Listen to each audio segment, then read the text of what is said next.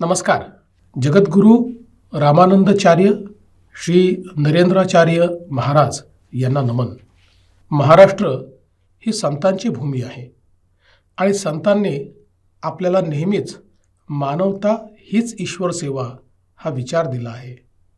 आजच्या आधुनिक काळात याच विचारांचा वारसा अत्यंत समर्थपणे पुढे नेण्याचे काम जगद्गुरू रामानंदाचार्य नरेंद्राचार्यजी महाराज आणि त्यांचे संस्थान अतिशय व्यापक स्वरूपात करत आहेत, याचा मला विशेष आनंद आहे.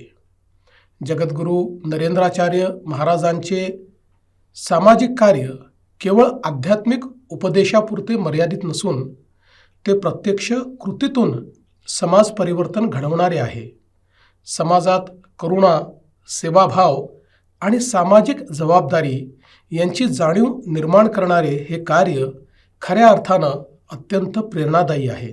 रक्तदान, अवयवदान आणि मरणोत्तर देहदान यासारख्या अतिशय संवेदनशील विषयांवर समाजात सकारात्मक विचार निर्माण करून प्रत्यक्ष कृतीतून उदाहरण घालून देण्याचे महान कार्य जगद्गुरू नरेंद्राचार्य महाराजांनी केले आहे.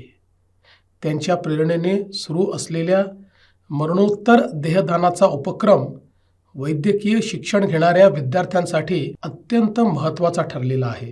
आजपर्यंत अनेक नागरिकांनी या उपक्रमात सहभाग घेतला असून त्यातून भविष्यातील डॉक्टर घडवण्याचा मोलाचा हातभार लागला आहे.